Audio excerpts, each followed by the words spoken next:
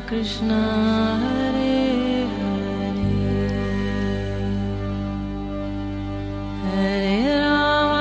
हरे राम राम राम हरे हरे। नमस्कार, रेडियो मानव रचना 107.8 पर मैं हूँ सरिता आपके साथ और शुरू हो चुका है कार्यक्रम आत्मदर्शन। श्रोताओं, जैसे कि आप सब जानते हैं, इस कार्यक्रम में हम बात करते हैं प्रभु श्री कृष्ण की, उनकी लीलाओं की। बहुत सारी पुस्तकों ग्रंथों में उनकी लीलाओं का वर्णन मिलता है जो हम आप तक पहुँचाने की कोशिश करते हैं। और इस कार्यक्रम में हमारे साथ होती हैं रागलेखा दासी जी, चरणाश्रित युगाचार्य श्रीमद भक्ति वेदांत नारायण गोस्वामी जी की शिष्या। रागलेखा दासी जी, आपका स्वागत है हमारे स्टूडियो में। हरे कृष्ण। रागलेखा दासी जी, आजकल हम इस कार्यक्रम में बात कर रहे हैं श्रीमद् भगवद गीता की, और इसका 13वां अध्याय जो है हमने पिछली बार शुरू कर दिया था। पिछले एपिसोड में आपने इसके 13 श्लोकों तक का वर्णन किया था और ज्ञान योग की बात आपसे कर रहे थे। तो आज के इस कार्यक्रम में हम बढ़ेंगे इसके 14वें श्लोक की तरफ। तो आप हमारे श्रोताओं को बताएं ये क्या समझाता है जी। 14वां श्लोक कहता है कि सर्वतः पाणिपादम तत्सर्वतो अक्षि शिरोन्मुखम सर्वतः श्रुति मल्लोके सर्वमावृत्य तिष्ठति। वह जो ब्रह्म है उसके सर्वत हाथ पैर नेत्र मस्तक मुख कान वाला है और जगत में सभी वस्तुओं को व्याप्त कर स्थित है। तो वह ब्रह्म वस्तु के सर्वव्यापक होने के कारण सर्वत्र ही उसके हाथ पैर आदि हैं। ब्रह्मा से चींटी तक सभी के हाथ पैरों के द्वारा वह ब्रह्म ही असंख्य हाथों और पैरों से युक्त है। इसी प्रकार सर्वत्र आँखों आदि वाला भी जानना चाहिए। परमात्मा सर्वशक्तिमान है, परंतु जीव के लिए ऐसा नहीं कहा जा सकता। 15वां श्लोक कहता है कि वह सभी इंद्रियों और उनके गुणों का प्रकाशक है, किंतु स्वयं प्राकृत इंद्रियों से रहित है जी।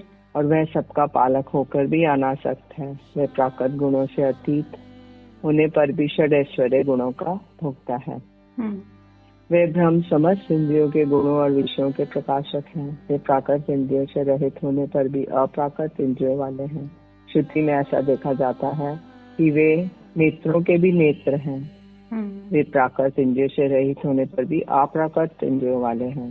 श्वेताश्वतर उपनिषद में भी कहा गया है, अपाणिपादो जवनो ग्रहिता पश्यत् चक्षुष श्रुतो श्रुतोत्य ग्रहणः। अर्थात भगवान के प्राकृत हाथ पैर आदि नहीं रहने पर भी वे चलते हैं, ग्रहण करते हैं। उनके प्राकृत नेत्र कान नहीं रहने पर भी वे देखते और सुनते हैं, अर्थात उनके अप्राकृत हाथ पैर नेत्र कान आदि हैं। इसलिए ब्रह्म निर्विशेष नहीं सविशेष है। प्राकृत गुणों से रहित होने पर भी वे अप्राकृत संपूर्ण ऐश्वर्य, संपूर्ण वीर्य अर्थात बल, संपूर्ण यश, संपूर्ण श्री सौंदर्य, संपूर्ण ज्ञान और संपूर्ण वैराग्य 6 ऐश्वर्य से युक्त और उनके भोक्ता भी हैं। 16वां श्लोक कह रहा है, वे सभी भूतों के बाहर और भीतर वर्तमान हैं। उससे भी चर अचर जगत है। अत्यंत सूक्ष्म होने के कारण वे दुर्गेय हैं और एक ही साथ दूर और निकट में स्थित हैं।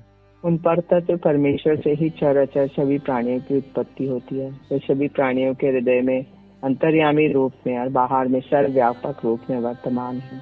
चराचर संपूर्ण विश्व उनकी शक्ति का कार्य होने के कारण वे ही सब कुछ है। सर्वम खलिदम ब्रह्म। श्रुति में ऐसा कहे जाने पर भी उनके रूप आदि दूसरों से भिन्न हैं। वे स्वयं ही अपने समान हैं। वे असमर्थ हैं, अर्थात बड़े होने की तो बात ही क्या, उनके समान कोई भी नहीं है। परंतु अतिशय सूक्ष्म तत्व होने के कारण सभी उन्हें नहीं जान सकते हैं। एकमात्र एकांतिक भक्तगण ही उन अनन्य भक्ति के प्रभाव से उन्हें जानते हैं। इसलिए वे अत्यंत दूर और अत्यंत निकट भी हैं। तन्ने जति तद दूरे तद अंतके, अर्थात ये अनन्य भक्तों के लिए निकट और अभक्तों के लिए बहुत दूर हैं। 17वां श्लोक कह रहा है कि वे परमात्मा अखंड होकर भी सभी भूतों में खंड की भांति अवस्थित हैं। तुम उसे सभी भूतों का पालक और सहारक और सृष्टि करता जा रहे। वे परम तत्व समस्त प्राणियों में भिन्न भिन्न रूपों में प्रतीत होने पर भी वे अविभक्त एक अखंड रूप में स्थित हैं। श्रुति में भी ऐसा देखा जाता है, वे एक होकर भी अनेक रूपों में देखे जाते हैं। स्मृतियाँ भी यही कहती हैं, एक ही परमात्मा विष्णु सर्वत्र अवस्थित है। इसमें तनिक भी संदेह नहीं है। जैसे अनेक जल के पात्रों में एक ही सूर्य बहुत रूपों में दिखाई देता है, वैसे ही एक होकर भी वे अपनी अचिंत्य शक्ति के प्रभाव से बहुत रूपों में प्रतीत होते हैं। वे ही सब जीवों के अंतःकरण में व्यष्टि अंतर्यामी के रूप में और बाहर में सर्वव्यापी समष्टि पुरुष परमात्मा परमेश्वर के रूप में देखे जाते हैं। वे भूत समूह के पालक और संहारकर्ता भी हैं। 18वां श्लोक कह रहा है कि वे सभी ज्योतिर्मय वस्तुओं के भी प्रकाशक हैं। वे अज्ञान से अतीत हैं। वे ज्ञान जानने योग्य और ज्ञान से प्राप्त करने योग्य हैं। सभी के हृदय में स्थित हैं। तो ये जो परमात्मा है वे चंद्र सूर्य की भांति ज्योति अर्थात प्रकाशक हैं। श्रुति में इसका प्रमाण है। जिनके तेज से प्रदीप्त होकर सूर्य ताप वितरण करता है, तो उन्हीं के तेज से सूर्य का ताप होता है जी। और कठोपनिषद में भी कहा गया कि उन सब प्रकाश पर ब्रह्म को सूर्य, चंद्र, तारे, विद्युत आदि प्रकाशित नहीं कर सकते। फिर अग्नि की तो बात ही क्या, किंतु वह सब प्रकाश ब्रह्म में से ही सूर्य आदि ज्योतिर्मय पदार्थ प्रकाशित होते हैं। उन पर ब्रह्म की अंग कांति से चराचर संपूर्ण जगत प्रकाशित होता है। तो भगवान की जो अंग कांति है, उनके श्री अंग से जो एक ज्योति निकल रही है, उसी से सारा जगत प्रकाशित होता है। अतः वे अज्ञान से परे हैं, अर्थात अज्ञान उन्हें छू भी नहीं सकता। श्रुति में भी कहा गया है कि आदित्य वर्ण वाले और वे तम से परे हैं। जब वे बुद्धि वृत्ति में भली भांति अभिव्यक्त होते हैं तब वे ज्ञान कहलाता है। और वे ही रूप आदि आदि के आकार में परिणत होकर जानने योग्य ज्ञान में अर्थात अमानित्व अर्थात पूर्वक ज्ञान से उपाय से प्राप्त हैं। वे ही परमात्मा स्वरूप होकर प्राणी मात्र के हृदय में स्थित हैं। वे ही ज्ञान, ज्ञाता और ज्ञेय तीनों ही हैं जी। तो क्षेत्र आदि के वर्णन के बाद अब अधिकारी और फल का वर्णन करते हुए उपसंहार कर रहे हैं। 19वें श्लोक में कह रहे हैं, इस प्रकार मैंने क्षेत्र, ज्ञान, ज्ञेय का संक्षेप में वर्णन कर दिया। मेरे भक्त इनसे सबसे अवगत होकर प्रेमा भक्ति प्राप्त करने के योग्य होते हैं। इस श्लोक में भगवान ने स्पष्ट रूप में बताया कि कर्मी ज्ञानी, योगी, तपस्वी, निर्विशेष मायावादी गीता के यथार्थ तत्व को नहीं समझ पाते। इसे केवल भगवत भक्ति समझ सकते हैं। मद भक्त शब्द का यही गूढ़ तात्पर्य है। गीता में वर्णित ज्ञाता ज्ञान का तत्व समझने के लिए सर्वप्रथम भक्त बनना चाहिए। इसके लिए सद्गुरु पदाश्रय पर भक्ति का अनुशीलन करना अति आवश्यक है। 20वां श्लोक कह रहा है कि प्रकृति और पुरुष दोनों को ही अनादि जानो। विकार समूह और उनके गुण समूह को प्रकृति से ही उत्पन्न जानो। अब ये सब जो क्षेत्रज्ञ, क्षेत्र, परमेश्वर और ज्ञान, ज्ञेय, इन विषयों को वर्णन करने के बाद अब इस श्लोक में क्षेत्र के विकार, काम, क्रोध, स्नेह, भय आदि क्षेत्रज्ञ जीव के साथ माया का संबंध किस प्रकार हुआ ये व्यक्त कर रहे हैं। प्रकृति अर्थात माया एवं जीव दोनों ही परमेश्वर की शक्ति होने के कारण अनादि अथवा नित्य हैं, किंतु परस्पर संबंधित होने पर वास्तव में दोनों पृथक हैं। इसलिए भगवान कह रहे हैं कि विकारम श्रेष्ठ अर्थात पंच महाभूत की देह, 11 इंद्रियां, मतलब पंच महाभूत पृथ्वी, जल, वायु, अग्नि, आकाश, इसकी बनी हुई देह, 11 जो हमारी इंद्रियां, 5 कर्म इंद्रियां, 5 ज्ञान इंद्रियां और मन, और ये जो सत्व स्तंभ गुणों के परिणाम सुख, दुख, शोक, मोह आदि को प्रकृति से उत्पन्न जानो। देह और इंद्रिय रूप क्षेत्र के आकार में परिणत प्रकृति से जीव की को भिन्न ही जानो।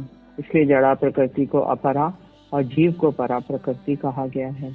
तो जड़ा प्रकृति तो अपरा है, लेकिन जो जीव है क्योंकि वो इस प्रकृति से परे है इसलिए इसको परा प्रकृति कहा गया है। श्री कृष्ण सर्वश्रेष्ठ पर तत्व है। उनकी स्वाभाविक एक पराशक्ति है। उसे अंतरंगा शक्ति, चित्त शक्ति, पराशक्ति भी कहा जाता है। वह कृष्ण की स्वाभाविक ही स्वरूप शक्ति है। वही शक्ति 3 रूपों में प्रकाशित होकर कार्य करती है। वही चित्त जगत में प्रकाशित होकर चित्त शक्ति, असंख्य जीवों को प्रकाश करने पर जीव शक्ति और मायिक ब्रह्मांडों को प्रकाशित करने पर माया शक्ति नाम धारण करती है। जीव भगवत इच्छा से जीव शक्ति अथवा तटस्थ शक्ति से प्रकाशित होने के कारण स्वरूपता कृष्ण का नित्य दास है, किंतु स्वरूपता अणु होने के कारण माया के वशीभूत होने योग्य होता है। क्योंकि जो छोटी चीज होती है उसको कोई भी वशीभूत कर लेता है, तो माया देवी जीव को वशीभूत कर लेती है। इस मायिक जगत में अवस्थित जीव अनादिकाल से अपनी स्वतंत्रता का दुरुपयोग कर माया के संसर्ग के कारण अनादिकाल से कृष्ण स्वरूप और अपने स्वरूप को भूलकर जन्म मरण के चक्कर में पड़े हुए हैं। क्योंकि जीव ने अपनी स्वतंत्रता का दुरुपयोग किया। स्वतंत्रता का सदुपयोग करेंगे तो भगवान की ओर मुड़ेंगे, लेकिन अगर स्वतंत्रता का दुरुपयोग करेंगे तो भगवान की ओर न मुड़कर वो उसकी ओर मुड़ेंगे, संसार की ओर। तो इसलिए भगवान का स्वरूप भी वो भूल गया और अपना भी स्वरूप भूल गया और नाना प्रकार के तापों से दग्ध होते हैं। इस संसार चक्र में पड़े हुए जीव सौभाग्यवश साधु संग होने पर, अपने स्वरूप से अवगत होने पर भक्ति का आश्रय करते हैं, पुनः भगवत सेवा में नियुक्त होकर स्वरूप रूप में प्रतिष्ठित हो सकते हैं। भगवान की माया अघटन घटन पटियसी अर्थात संभव को असंभव, असंभव को संभव करने वाली विशेष शक्ति है। भगवान की करुणा प्राप्ति अर्थात जीव की संसार रूपी बंधन की मुक्ति, संसार बंधन दोनों भगवान की इसी माया से संभव होता है। ये बात केवल युक्ति के बल पर नहीं समझी जा सकती। भगवान की इस अचिंत्य शक्ति के प्रभाव को तर्क के द्वारा नहीं समझा जा सकता। भगवान की अचिंत्य शक्ति के द्वारा जीव का माया के प्रति मोह हो जाता है, भगवत कृपा को अनुभव नहीं कर पाता है। जी, बहुत ही सुंदर वर्णन चल रहा है श्रोताओं, भगवत गीता के बारे में जान रहे हैं और बहुत ही खूबसूरत कहा रागले खदासी जी ने कि गीता के तत्व को अगर समझना है, जानना है तो पहले हमें भगवत भक्त बनना होगा, तभी शायद हम इसके तत्व को जो है जान पाएंगे। प्रभु की शक्तियां महान है, उन्हीं की शक्ति से पूरा ब्रह्मांड जो है वो कार्य कर रहा है, चल रहा है। सभी जो सूरज चांद तारे चमक रहे हैं वो उन्हीं की चमक से चमक रहे हैं, उन्हीं के शरीर की आभा से चमक रहे हैं। ये वर्णन हम जान रहे हैं इस अध्याय में। तो आगे और भी श्लोकों के माध्यम से इनका वर्णन जानेंगे, लेकिन एक छोटे से ब्रेक के बाद सुनते हैं एक प्यारा सा भजन, फिर लौट कर आते हैं। आप जुड़े रहिए रेडियो मानव रचना 107.8 के साथ कार्यक्रम आत्मदर्शन में। Feel good, feel live.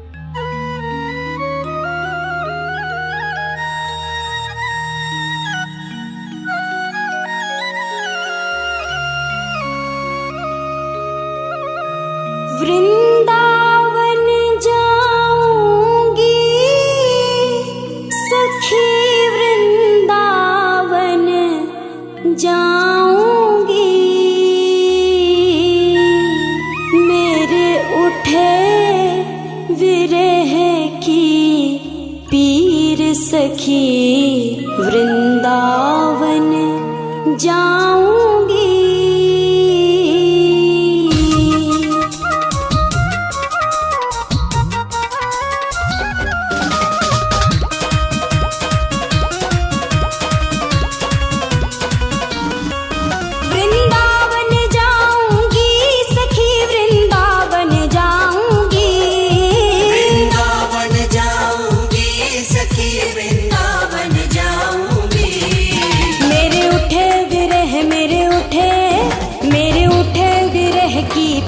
सखी वृंदावन जाऊंगी, मेरे उठे विरह की पीर सखी, वृंदावन जाऊंगी। वृंदावन जाऊंगी सखी, वृंदावन जाऊंगी, मुरली बाजे यमुना तीर सखी, वृंदावन जाऊंगी। मेरे उठे विरह की पीर सखी, वृंदावन जाऊंगी।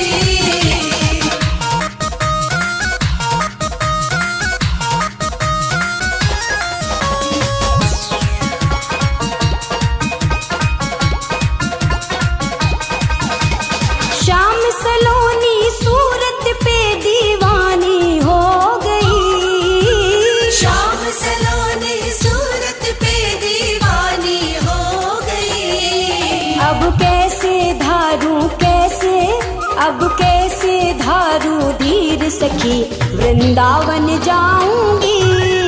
अब कैसे धारू धीर सखी, वृंदावन जाऊंगी।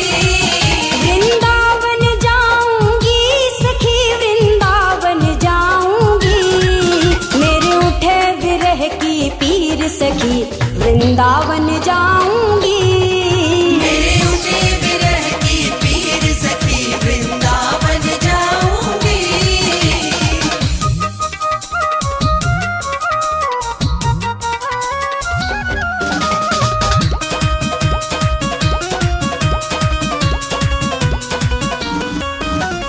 छोड़ दिया मैंने भोजन पानी शाम की याद में, छोड़ दिया मैंने भोजन पानी शाम की याद में। मेरे नैनन बरसे नैनन, मेरे नैनन बरसे नीर सखी, वृंदावन जाऊंगी।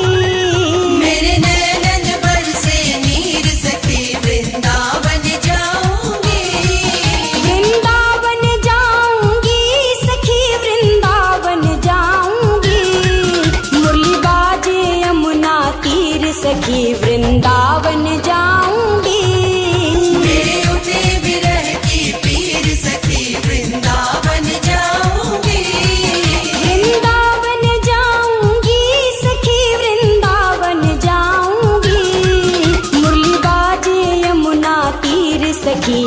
वृंदावन जाऊंगी।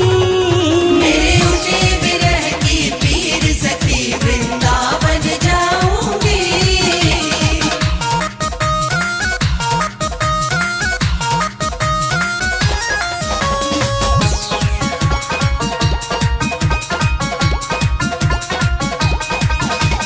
श्याम सलोनी सूरत पे दीवानी हो गई। श्याम सलोनी सूरत पे दीवानी हो गई। अब कैसे धारू धीर सखी वृंदावन जाऊंगी। अब कैसे धारू धीर सखी वृंदावन जाऊंगी। वृंदावन जाऊंगी सखी वृंदावन जाऊंगी। मेरे उठे विरह की पीर सखी वृंदावन जाऊंगी। मेरे उठे विरह की पीर सखी वृंदावन जाऊंगी।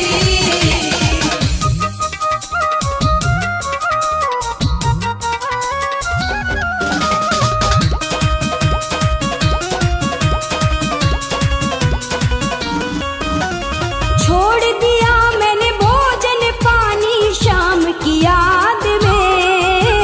छोड़ दिया मैंने भोजन पानी शाम की याद में। मेरे नैनन बरसे नीर सखी वृंदावन जाऊंगी। मेरे नैनन बरसे नीर सखी वृंदावन जाऊंगी। वृंदावन जाऊंगी सखी वृंदावन जाऊंगी। मुरली बाजे यमुना तीर सखी वृंदावन जाऊंगी। मेरे उठे विरह की पीर सखी वृंदावन जाऊंगी।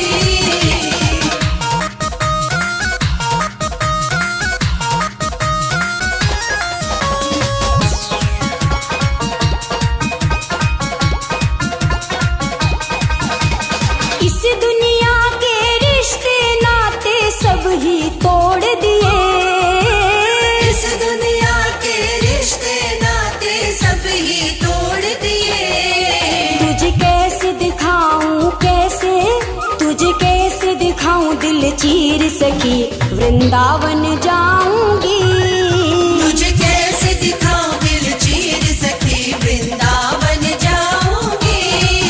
वृंदावन जाऊंगी सखी वृंदावन जाऊंगी। मेरे उठे विरह की पीर सखी वृंदावन जाऊंगी। मेरे उठे विरह की पीर सखी वृंदावन जाऊंगी।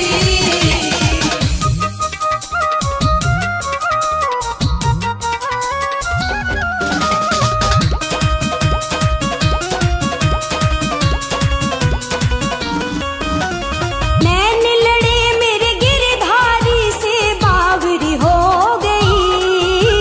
नैन लड़े मेरे गिरधारी से बावरी हो गई। दुनिया से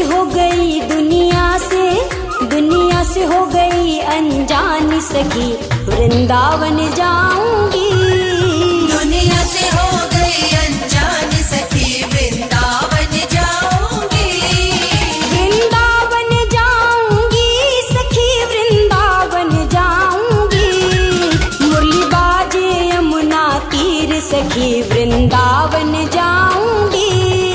मेरे उठे विरह की पीर सखी वृंदावन जाऊंगी। वृंदावन जाऊंगी सखी वृंदावन जाऊंगी। वृंदावन जाऊंगी सखी वृंदावन जाऊंगी। मेरे उठे विरह की पीर सखी वृंदावन जाऊंगी। मेरे उठे विरह की पीर सखी वृंदावन जाऊंगी। वृंदावन जाऊंगी सखी वृंदावन जाऊंगी। मुरली बाजे यमुना तीर सखी वृंदावन जाऊंगी। मेरे उठे विरह की पीर सखी वृंदावन जाऊंगी।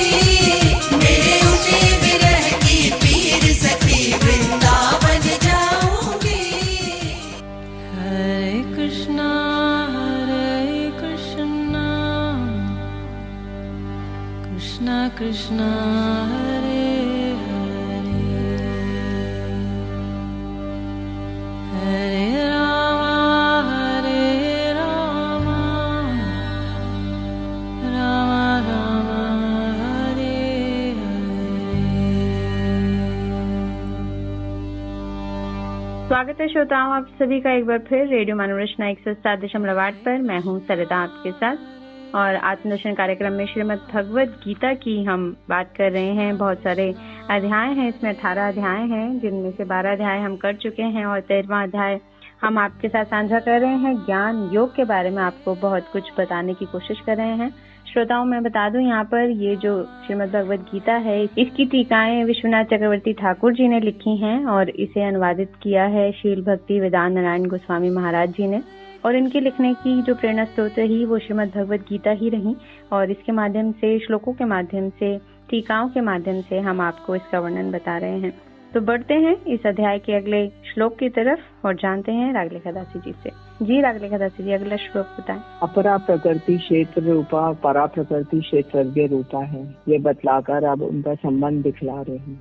कार्य कारण कारणत्व हेतु प्रकृति रुच्यते पुरुष सर्व दुखानाम भोक्तत्व हेतु रुच्यते। प्रकृति को जड़ीय कार्य और कारण का हेतु कहा जाता है, परंतु पुरुष अर्थात बद्ध जीव को ही संसारिक सुख दुख आदि का भोग का हेतु कहा जाता है। अब भगवान जीव का माया के साथ संबंध दिखला रहे हैं। कार्य अर्थात शरीर, कारण अर्थात सुख दुख के साधन इंद्रियां, कर्ता अर्थात इंद्रियों के अधिष्ठात्री देवगण, देव इंद्रियों और अधिष्ठाती देवताओं के द्वारा ही कार्य सिद्ध होता है। प्रकृति के द्वारा ही देह इंद्रियां उनके अधिष्ठाती देवताओं की सृष्टि होती है, इसलिए जीव के कर्म कारण माया के अधीन होते हैं। बद्ध जीव जो अपने में कर्तापन का भाव आरोपित करता है वह मिथ्या ज्ञान के कारण ही है। अविद्या कहलाने वाली माया अपनी बुद्धि से उस मिथ्या ज्ञान को प्रदान करती है, किंतु पुरुष ही माया के सुख दुख भोक्ता का हेतु होता है। यद्यपि कार्य कारण कर्तापन का भाव, भोक्ता होने का भाव आदि प्रकृति के ही धर्म है, तथापि कार्य आदि जड़ अंश में प्रधानता होती है और सुख दुख अनुभव रूप भोग में चेतन अंश की प्रधानता होती है। प्रधानता के अनुसार ही किसी वस्तु का नामकरण होता है। शरीर आदि में प्रकृति और अनुभव के लिए पुरुष को हेतु कहा जाता है। यहाँ एक बात एक सर्वदा स्मरण करने योग्य है कि प्राकृत सुख दुख आदि का भोक्ता शुद्ध जीव नहीं है, किंतु प्रतिष्ठा शक्ति से प्रकटित जीव माया के संयोग से उत्पन्न देह में आत्मबुद्धि करने के कारण प्राकृत सुख दुख आदि भोगने का अभिमान करता है। किंतु ये भी स्मरण रखना चाहिए कि इन दोनों प्रकृति और बद्ध जीव का कर्तापन ईश्वर के कर्तापन के अधीन है। माया और जीव दोनों ईश्वर के अधीन है। पुरुष जो सुख दुख का भोक्ता कहा गया है उसका कारण बताते हैं 22वें श्लोक में। प्रकृति में स्थित होकर ही बद्ध जीव प्रकृति से उत्पन्न विषयों का भोग करते हैं। प्रकृति के गुणों से संग के कारण ही पुरुष का उत्तम या अधम योनियों में जन्म होता है। और इसका टीका में बता रहे हैं कि तटस्थ स्वभाव वाले प्रकृति कृष्ण से विमुख होने पर देह में आत्मबुद्धि जड़ के कर्ता और भोक्ता रूप अभिमान को ग्रहण कर संसारी हो पड़ते हैं। नाना प्रकार की योनियों में जन्म ग्रहण कर सुख दुख प्राप्त करते हैं। वे माया मुक्त जीव अनादिकाल से जन्म मरण के चक्कर में पड़कर संसारिक दुखों को भोगते हैं। कभी स्वर्ग में, कभी नरक में, कभी राजा, कभी प्रजा, कभी ब्राह्मण, कभी शूद्र, कभी कीड़े मकोड़े, कभी दैत्य, कभी दास, कभी प्रभु, कभी सुखी, कभी दुखी के रूप में जन्म ग्रहण करते हैं। जीव चित्तकर्ण और भगवत दास होकर भी श्री कृष्ण बहिर्मुख भोग वांछाओं के कारण निकट में रहने वाली माया के द्वारा परास्त होता है। जैसे पिशाची के द्वारा गृहस्थ जीवों की मति ढक जाती है, इसी प्रकार मायाग्रस्त जीवों की मति भी ढक जाती है। जैसे कोई पिशाची किसी को पकड़ ले तो उसकी मति ढक जाएगी और पिशाची की मति कार्य करेगी। ऐसी जीवा जो मायाग्रस्त हैं उनमें माया ही उनकी जीवों की मति को ढक लेती है। भगवान और भक्तों की कृपा से उनको सत्संग प्राप्त होने पर वे माया से मुक्त होकर अपने शुद्ध स्वरूप में प्रतिष्ठित होकर भगवत से सुख सेवा आस्वादन करते हैं। भगवत समस्त क्षेत्रों के समष्टि क्षेत्र के 23वें श्लोक में कह रहे हैं कि इस देह में जीवात्मा से भिन्न एक अन्य पुरुष है जो साक्षी है, अनुमोदनकारी है, धारक और पालक है। ये महेश्वर और परमात्मा आदि कहलाते हैं। यद्यपि जीवात्मा के निकट रहकर भी परमात्मा पृथक है, से स्पष्ट करते हुए परमात्मा के इस ध्येय निश्चित होने की युक्ति की जा रही है, ऐसा समझना चाहिए। अद्वैतवादी जीवात्मा और परमात्मा को एक ही मानते हैं, किंतु इस श्लोक से स्पष्ट है कि प्रत्येक शरीर में साक्षी और अनुभूति देने वाले परमात्मा जीवात्मा से भिन्न है। जीवात्मा से श्रेष्ठ होने के कारण वे परमात्मा है अर्थात श्रेष्ठ आत्मा है। ये परमात्मा स्वयं भगवान श्री कृष्ण के अंश एक कला स्वरूप है। बिना उनकी अनुमति के जीवात्मा कुछ भी नहीं कर सकती। जीवात्माएं अनंत है, परंतु परमात्मा उनके साथ परम हितैषी सखा के रूप में नित्य विराजमान है। वे परमात्मा जीवों के साथ विराजमान रहने पर भी जीव एवं माया के प्रभु हैं। भगवान ने जीवों को स्वतंत्रता रूपी अमूल्य निधि प्रदान की है। इस स्वतंत्रता का सदुपयोग करने पर वह सहज ही भगवान के नित्य धाम में भगवान की प्रेममय सेवा रस का स्वादन कर सकता है। अन्यथा स्वतंत्रता का दुरुपयोग करने पर वह मायाबद्ध होकर पितापों से दर्द होता हुआ जन्म मरण के चक्कर में फंस जाता है। अतः माया के वशीभूत होने वाला जीव माया के स्वामी भगवान कैसे हो सकता है? अतः ऐसे विचार शास्त्र विरुद्ध एवं भ्रांत है। जी, बिल्कुल सही बात कही है कि जो व्यक्ति माया के चक्कर में फंस जाता है वो प्रभु को प्राप्त नहीं कर सकता। हालांकि जो माया है ये प्रभु की ही दासी है, लेकिन हम जो है इस संसार में रहकर इस माया के चक्कर में फंस जाते हैं और प्रभु को भूल जाते हैं, उस शक्ति को भूल जाते हैं जिससे ये सारा शरीर हमारा क्रियान्वित है। पूरा संसार, पूरा ब्रह्मांड जिसकी शक्ति से चलता है, उस शक्ति को पूजना हम भूल जाते हैं, उसकी पूजा करना, उसकी भक्ति करना हम भूल जाते हैं। और यही जो है गीता हमें सिखाती है। इस ज्ञान योग का वर्णन चल रहा है, श्रीमद् भगवत गीता के बारे में आपसे बात कर रहे हैं। श्रोताओं, आप इस प्रोग्राम के विषय में कुछ कहना चाहते हैं, आपकी कोई राय है, कुछ पूछना चाहते हैं तो आप हमें SMS या कॉल कर सकते हैं। नंबर है हमारा 8010781078। इस नंबर पर आप अपने मैसेजेस हमें भेज सकते हैं। तो आज के लिए कार्यक्रम आत्मदर्शन में बस इतना ही। 13वां अध्याय आगे जारी रखेंगे अगले एपिसोड में, लेकिन आज के लिए रागलिका दासी जी आपका बहुत बहुत शुक्रिया हमारे स्टूडियो में आने के लिए। हरे कृष्ण। तो श्रोताओं, आज के लिए हमें दीजिए इस कार्यक्रम से इजाजत और आप सुनते रहिए रेडियो मानव रचना 107.8 पर आने वाले अन्य कार्यक्रमों को भी। Feel good, feel live.